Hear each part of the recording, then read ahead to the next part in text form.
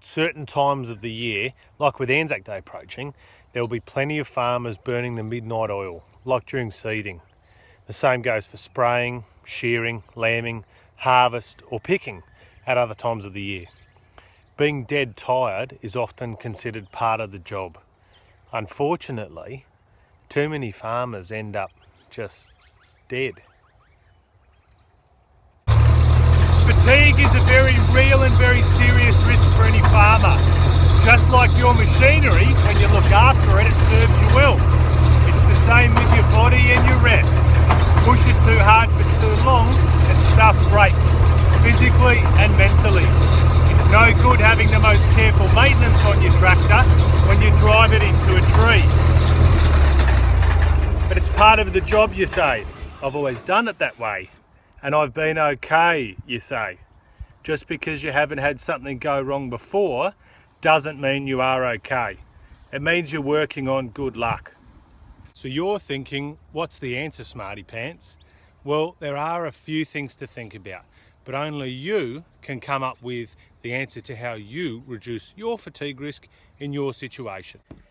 Start with planning. Like anything on the farm, a good plan with backups in case things go wrong is really important. Have a think about how long your activities took last year. Whether it be sowing or reaping, doesn't matter. As well as any differences from last year to this year, like the varieties you're putting in or the rainfall forecast.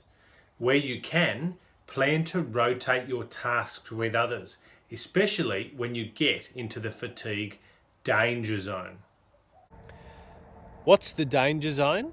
Well, it will depend on a few things, but a good rule of thumb is being 17 hours awake. You're starting to have impaired decision making and reaction times, as if you've drunk this many beers over that time, more than half a carton, heading over the legal driving limit of 0.05. And if you push through after that to around 24 hours awake, you might as well be doubly sloshed, as if you drunk this many beers over that time, almost an entire carton, leaving you as incapable as being twice the legal driving limit of 0.10. The longer this goes on, the quicker you become seriously impaired. And what else can you do, especially if you don't have someone to take over? Plenty. Any amount of sleep is a good idea when you're working long hours. Try to get as much sleep as you can during the most exhausting time of the night, between 11 p.m.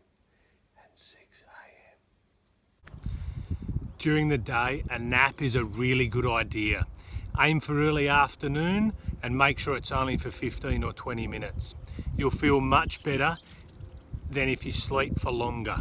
It'll take too long for you to really wake up from a deep sleep.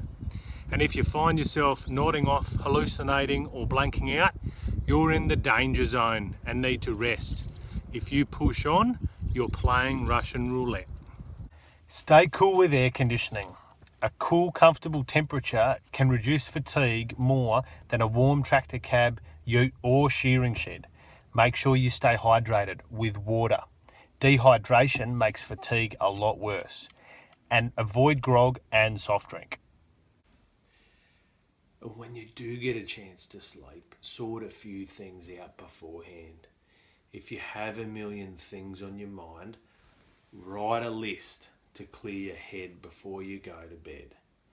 If you have young kids, sort out plans to make sure you have a dark, quiet place to sleep, uninterrupted.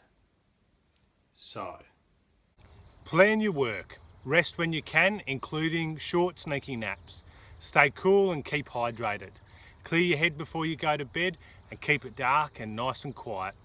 Talk to your husband, your wife, your partner or your mates about what you're going to do differently. If you've got workers, make sure that you look after them in the same way. Encourage them to stick up their hand if they feel like they need a rest and support them to do that. Look out for each other, and most importantly, you need to have the guts to pull up stumps when you need to sleep. I want you to stay alive, and I'm sure your friends and family do too. So what are you going to do this year to make sure that you don't end up dead tired?